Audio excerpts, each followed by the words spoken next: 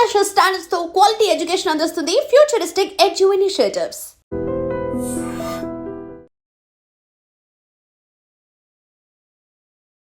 Hello Santosh గారు. Hello అండి. బాగున్నారా? బాగున్నాను, మీరు? Fine, thank you. JEE applications date release అయ్యాయి విన్నాను. Is it true? అవునండి. ఎప్పుడు రిలీజ్ అయ్యాయి? సో అప్లికేషన్ ప్రాసెస్ ఆల్మోస్ట్ ఒక 1 వీక్ అవుతుంది ఇప్పుడు రిలీజ్ అయ్యి. సో 27th November అనేది last date for application. So details అన్ని కూడా ఎన్టీఏ జేఈ వెబ్సైట్లో డీటెయిల్స్ అన్ని ఇచ్చారు. లైక్ ఒక గైడ్ లా కూడా పెట్టారు, ప్లస్ అప్లికేషన్ నోటిఫికేషన్ పెట్టారు, లాస్ట్ డేట్స్ అవన్నీ క్లియర్లీ అడ్వైజరీ కూడా పెట్టారు. అవన్నీ కూడా ఎన్టీఏ వెబ్సైట్ లో మనకు కనిపిస్తున్నాయి అనమాట. So basically 31st October to 27th November దాకా టైం అనేది ఇచ్చారు అనమాట. ఇందులో మెయిన్ గా ఇంపార్టెంట్ డాక్యుమెంట్స్ ఏం తీసుకోవాలి మనం? సో ఇప్పుడు basically JEE mains application process కి వాళ్ళ దగ్గర అప్లోడ్ చేయాల్సిన డాక్యుమెంట్స్ ఏవైతే ఉన్నాయో అది signature, passport size photograph, 10th class mark sheet, ఈ 3 అయితే అప్లోడ్ చేయడానికి.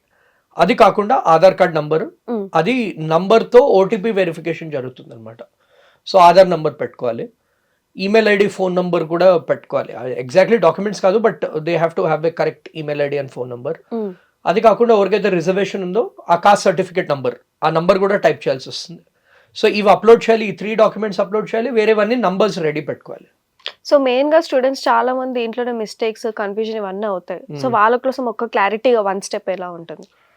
ఒకటి ఏంటంటే జనరలీ స్టూడెంట్స్ ఏంటంటే ఈ అప్లికేషన్ ప్రాసెస్ ని ఒక they will take 2-3 days to fill the form. Exactly 1 sitting లోనే చేసేయాలి, అప్పుడు ఈజీ అయిపోతుంది. అంటే వాళ్ళు కూడా ఏమైనా మిస్టేక్స్ ఉంటే కరెక్ట్ చేసుకోవచ్చు. జనరలీ ఏంటంటే ఫస్ట్ ఒక పేజ్ నింపుతారు, దాని తర్వాత సేవ్ చేస్తారు, తర్వాత మళ్ళీ నెక్స్ట్ డే చేస్తారు. సో 30 to 45 minutes కూర్చుని చేసేస్తే it will get easy for them. That is 1. Second point ఏంటంటే మెయిల్ ఐడి, ఫోన్ నంబర్. ఇది చాలా ట్రివియల్ అనిపించచ్చు, బట్ చాలా మంది ఏంటి మెయిల్ ఐడి ఇస్తారు, తర్వాత పాస్వర్డ్ మర్చిపోతారు. కరెక్ట్. ఫోన్ నంబర్ ఇస్తారు, దాన్ని రీఛార్జ్ చేసుకోరు. ఎందుకంటే ఈ ఇంపార్టెంట్ నోటిఫికేషన్స్ అన్ని మెయిల్ ఐడి, ఫోన్ నంబర్ తోనే వస్తుంది. అండ్ మనం అప్లికేషన్ ఫామ్ ఈసారి చూసామంటే ప్రతి ఒక్క స్టెప్ లో ఓటీపీ వెరిఫికేషన్ ఉంది. So working number, working mail ID with their passwords ఉండేవి ఇవ్వాలి స్టూడెంట్స్. ఒకవేళ వాళ్ళ దగ్గర మెయిల్ ఐడి లేదు అంటే పేరెంట్ మెయిల్ ఐడి ఇవ్వండి, ప్రాబ్లం లేదు. కానీ ఒక వర్కింగ్ ఈమెయిల్ ఐడి, దాని పాస్వర్డ్ కూడా తెలిసి ఉండాలి స్టూడెంట్స్కి. సో ఇది సెకండ్ మిస్టేక్ చేస్తారు. థర్డ్ ఏంటంటే ఇప్పుడు డాక్యుమెంట్స్ అప్లోడ్ చేస్తున్నప్పుడు వాళ్ళు క్లియర్ ఫోటో పెట్టరు. అప్పుడప్పుడు లాస్ట్ ఇయర్ చూసాము కేసెస్ వేర్ వాళ్ళ ఫోటో క్లియర్ లేదు, వాళ్ళ లుక్ వేరే, ఫోటో లుక్ వేరే. సో ఎగ్జామినేషన్ హాల్లో ప్రాబ్లం అయింది వాళ్ళకి ఎంటర్ అవ్వడానికి. సో అది కూడా they have to ensure that ప్రాపర్గా స్కాన్ చేసి అప్లోడ్ చేయాలి. మనకి క్యామ్ స్కానర్ యాప్స్ అవి ఉంటాయి, గుడ్ హై క్వాలిటీ కెమెరా వాడి అది స్కాన్ చేసి అప్లోడ్ చేయాల్సి ఉంటుంది. జనరలీ ఈ మిస్టేక్స్ చేస్తారు స్టూడెంట్స్. సో దీంట్లో సిలబస్ గురించి వస్తే మ్యాథ్స్, ఫిజిక్స్, కెమిస్ట్రీ వెయిటేజ్ ఎలా ఉంటుంది జేఈ మెయిన్స్ లో? అన్నింటికి సేమ్ వెయిటేజ్ ఉంటుందండి, because 25 questions in maths, 25 in physics, 25 in chemistry. So same last year pattern ప్రకారమే 20 multiple choice questions and 5 numeric questions. Correct answer కి +4, రాంగ్ ఆన్సర్ కి -1, total 300 marks కి paper ఉంటుంది. సో అన్ని subjects equally important. EAMCET exam లో ఏంటంటే maths లో ఎక్కువ క్వశ్చన్స్ ఉంటాయి, కానీ జేఈలో అన్నింటిలో same. So students have to aim for a score of 180+. ఈ 180+ స్కోర్ తెచ్చుకుంటే వాళ్ళకి 99% అనేది వస్తుంది. So this is what they have to keep in mind. So ప్రతి ఒక్క సబ్జెక్ట్లో లెటర్స్ సే ఇప్పుడు వాళ్ళకి 180 రావాలంటే ఎవ్రీ సబ్జెక్ట్లో 20 క్వశ్చన్లు వాళ్ళు చేయాల్సి ఉంటుంది అనమాట. సో ఆ సింపుల్ గోల్ పెట్టుకుంటే they will be in a good position. Almost I guess ఒక 2 months ఉండొచ్చు ఇప్పుడు దీనికి. Students have 2 months plan. So ఈ 2 months స్టడీ ప్లాన్ ఎలా ఉండాలి, వాళ్ళ టైం మేనేజ్మెంట్ ఎలా చేసుకోవాలి, అండ్ స్ట్రెస్ మేనేజ్మెంట్ కూడా? ఇప్పుడు 2 months లో బేసికలీ వాళ్ళు అన్ని చేయలేరు. So obviously highest weighted chapters ఏవైతే ఉన్నాయో వాటి మీద ఫోకస్ ఎక్కువ చేయాలి. ఆ హైయెస్ట్ వెయిటెడ్ చాప్టర్స్ లో కూడా ప్రీవియస్ ఇయర్ క్వశ్చన్స్, ఇప్పుడు ఎక్కువ టైం లేదు కాబట్టి last 5 years previous year questions తరువుగా చేయాలి. ఎందుకంటే ఆ మోడల్స్ డెఫినెట్లీ ఒక 40-50% బేర్ మినిమం రిపీట్ అవుతాయి. ఆ 40-50% రిపీట్ అయ్యాయి అంటే వాళ్ళు ఆ 15 to 20 questions అనే పర్ సబ్జెక్ట్ అటెంప్ట్ చేయొచ్చు వాళ్ళు. సెకండ్ ఆస్పెక్ట్ ఏంటంటే టెస్ట్ రాయాలి. చాలా మంది స్టూడెంట్స్ అండ్ ప్రిపరేషన్ బాగానే చేస్తున్నారు, బట్ టెస్ట్లో వాళ్ళు టెస్ట్ చేసుకోలేకపోతున్నారు, అంటే భయపడుతున్నారు టెస్ట్ రాయడానికి. టెస్ట్లో ఎన్ని మార్క్స్ వచ్చినా పట్టించుకోకూడదు, they just have to do analysis and keep improving. So అది చేయాలి. థర్డ్ ఏంటంటే డౌట్స్ ఏమైనా ఉంటే వెంటనే వాళ్ళ మెంటర్తో క్లారిఫికేషన్ అనేది చేయాలి. సో ఇప్పటిదాకా టచ్ అయిన చాప్టర్స్ని ఎక్కువ ఫోకస్ పెట్టకూడదు, ఓన్లీ అయిపోయిన చాప్టర్స్ ఏవైతే హయ్యర్ వెయిటేజ్ ఉన్నాయో వాటి మీద ఎక్కువ ఫోకస్ అనేది పెట్టాలి. సో క్వాలిటీ ఓవర్ క్వాంటిటీ అని that would be my suggestion. ఈ లిమిటెడ్ టైంలో సెల్ఫ్ స్టడీ ఇంపార్టెంటా లేకపోతే కోచింగ్ సెంటర్ వెళ్ళి మళ్ళీ అలా చదువుకోవడం? ఇప్పుడు చూడండి, I would personally recommend limited టైమే ఉంది కాబట్టి కోచింగ్ సెంటర్ తో ఏంటంటే ఒక పర్టిక్యులర్ పాత్ అనేది వాళ్ళు చెప్తారు. ఇప్పుడు సెల్ఫ్ స్టడీ అనుకోండి, motivation is it driving factor. Coaching institute అనుకోండి, వాళ్ళు డైలీ వెళ్ళాలి. వెళ్ళకపోతే పేరెంట్స్ కి మెసేజ్ వచ్చేస్తుంది, ఆర్ వాళ్ళకి కూడా గిల్ట్ ఉంటుంది దట్ ఫీజ్ కట్టమో వెళ్ళలేదు. సో వాళ్ళది ఆ రొటీన్ అనేది సెట్ అయిపోతుంది. However if there is student who's already doing well కాలేజెస్లో, వాళ్ళకి కోచింగ్ అనేది అవసరం లేదు. ఒకవేళ లేదు, ఐడియా లేదు, చాలా టెన్షన్గా ఉంది, అలాంటి స్టూడెంట్స్ కోచింగ్ తీసుకుంటే బెటర్. కానీ ఏదైనా కానీ ఒక ప్రాపర్ సిస్టమేటిక్ ప్లాన్తో వాళ్ళు ప్రొసీడ్ అవ్వాలి. ప్రోస్ అండ్ కాన్స్ ఏంటి దీంట్లో సెల్ఫ్ స్టడీలో? సెల్ఫ్ స్టడీలో బేసికలీ ఏంటంటే వాళ్ళు కాలేజ్ అనుకోండి, కాలేజ్లో ఒక ఫిక్స్డ్ స్కెడ్యూల్ అనేది ఉంటుంది, ఆ స్కెడ్యూల్ అనేది ఫాలో అవుతారు. అదే సెల్ఫ్ స్టడీ అనుకోండి, ఒకవేళ student if they are disciplined and motivated, వాళ్ళు ఏంటంటే వాళ్ళ వీక్ ఏరియాస్ మీద ఎక్కువ ఫోకస్ చేయొచ్చు ఈ సెల్ఫ్ స్టడీలో. అంటే వాళ్ళ కాలేజ్ స్కెడ్యూల్స్ ఫాలో అవ్వక్కర్లేదు. సెకండ్ ఇంపార్టెంట్ ఆస్పెక్ట్ ఏంటంటే ట్రాన్స్పోర్ట్కి, ఫ్రెండ్స్తో యూనో డిస్కషన్స్ అవన్నీ అవాయిడ్ అవుతాయి. సెల్ఫ్ స్టడీ టైం వేస్ట్ అవ్వదు. But again as I told you, దీనికి చాలా యూనో ఆస్ట్రిక్స్ ఉన్నాయి. మధ్య మన స్టూడెంట్స్ గురించి తెలిసిందే, phone addicts. So self study అంటే యూనో ఫోన్ల మీదనే ఉంటున్నారు చాలా మంది పిల్లలు. సెల్ఫ్ స్టడీ అంటున్నారు కానీ ఫోన్లో ఒక వీడియో చూస్తారు, తర్వాత ఇన్స్టాగ్రామ్లు, స్నాప్చాట్లు. సో సెల్ఫ్ స్టడీ అనేది నేను పర్సనలీ ఈ జనరేషన్ స్టూడెంట్స్కి రికమెండ్ చేయను, unless they are highly motivated, topper ఉండి ఆల్రెడీ సిలబస్ కవర్ చేసిన వాళ్ళకే సెల్ఫ్ స్టడీ, లేకపోతే ఇన్స్టిట్యూట్ బెటర్. దీనిలో నెగటివ్ మార్కింగ్ ఉంటుందా? Negative marking is there, +4 and -1. So blind గా గెస్సెస్ అనేవి తీసుకోలేరు JEE లో.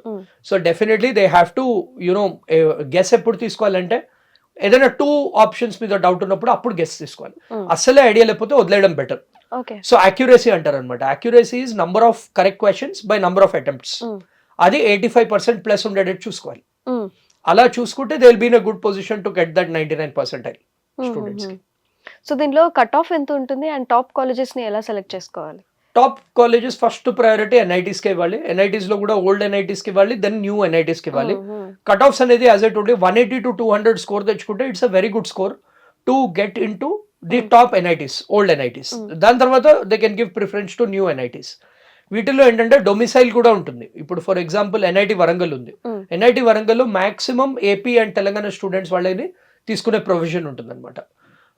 సో అలా వేరియస్ కాలేజెస్కి వాళ్ళ స్కీమ్ ఆఫ్ ఇది ఉంటుంది, counselling process.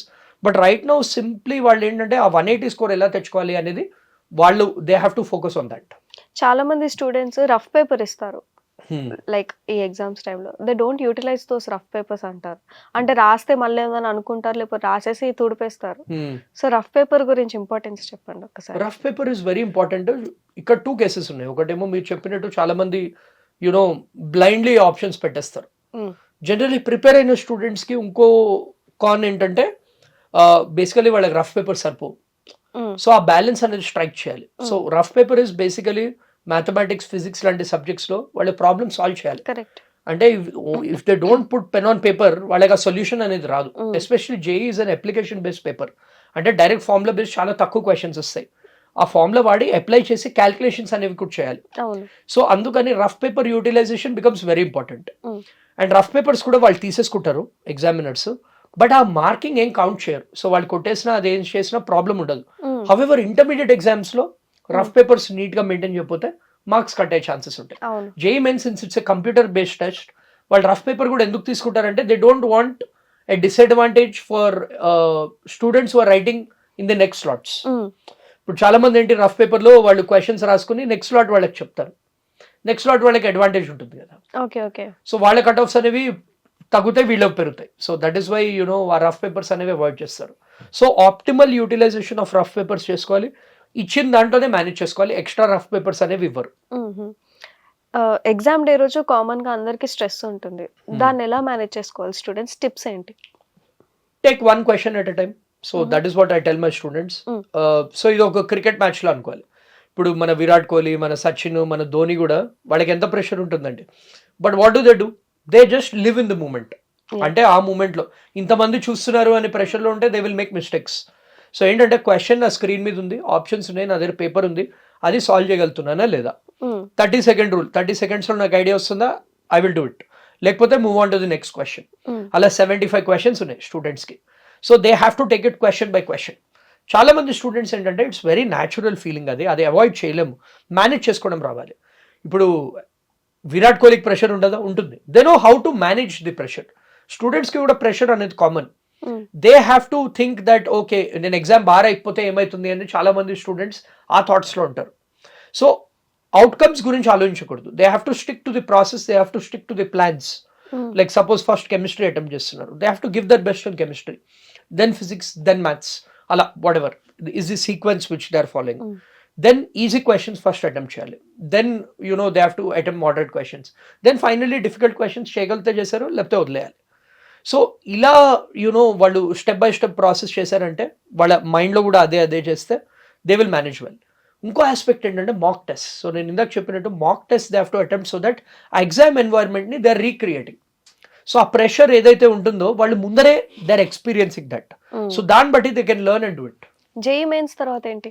Selection process, otherwise branch selections ఉంటాయి, లేకపోతే ఆల్టర్నేటివ్స్? సో ఇప్పుడు జేఈ మెయిన్స్ 1 తర్వాత జేఈ మెయిన్స్ 2 ఉంటుంది. అదేమో ఏప్రిల్లో కండక్ట్ చేస్తున్నారు, దాని డేట్స్ కూడా రిలీజ్ చేశారు. జనరల్లీ ఏంటంటే బోర్డ్ ఎగ్జామ్స్ తర్వాత ఇమీడియట్ గా ఆ జేఈ మెయిన్స్ 2 అనేది ఉంటుంది. సో బెస్ట్ ఆఫ్ 2 స్కోర్ తీసుకుంటారు. సో ఒకవేళ జేఈ మెయిన్స్ క్వాలిఫై అయ్యి మంచి పర్సెంటైల్ వచ్చింది అనుకోండి, నేను చెప్పినట్టు NITs లో వాళ్ళు అప్లై చేయొచ్చు. ఒకవేళ వాళ్ళు జేఈ మెయిన్స్ క్వాలిఫై అయితే automatically they are eligible to write JEE advanced also. అంటే ఈ మెయిన్ స్కోర్తో NITs అప్లై చేయొచ్చు. అది కాకుండా జేఈ అడ్వాన్స్డ్ రాయొచ్చు. ఈ జేఈ అడ్వాన్స్ రాస్తే ఏంటి, మంచి స్కోర్ వస్తే they can get in to IITs. So చాలా మంది ఏంటి JEE mains just JEE advance కి క్వాలిఫై అవ్వడానికి రాస్తారు. కొందరు ఏంటంటే జేఈ మెయిన్స్ NITs కి వెళ్ళడానికి మాత్రమే రాస్తారు. So they have the option of getting it to IITs provided they crack that JEE advanced. అది కూడా చాలా డిఫికల్ట్ పేపర్. సో చాలా తక్కువ మందికి వస్తాయి, because there are only few IITs in our country. కొత్త వచ్చినా కానీ there are only very few IITs. వేరే alternate exams they should focus on or మన Telangana students should focus on Telangana EBSET, AP students should focus on AP EBSET, and then there are other private university exams like BIDSAT, Manipal, Geetam, Common University Entrance Test. So ivanni kuda rayale. Okay, thank you. And for more videos, Please subscribe to iDream. Please subscribe to iDream. Please subscribe iDream. And please subscribe to iDream. For more videos, subscribe to iDream. please like, share and subscribe to the channel. Congratulations, iDream. Subscribe to iDream. Subscribe to iDream. So subscribe to iDream Media. iDream ki iDream team అందరికి huge congratulations. Please subscribe iDream Media. Please subscribe to iDream. Subscribe iDream. Please subscribe to iDream. iDream అంటే నా కళల channel subscribe చేసుకున్న నోరు తిరుగుతలేదు, మీరైతే గంట గుర్తు కొట్టండి. For more such videos, please subscribe to iDream. Subscribe to iDream. Please subscribe to iDream. Please subscribe iDream Media. Please do subscribe to iDream. Please subscribe to iDream Media. For best entertainment and information, please subscribe iDream. And don't forget to subscribe to iDream.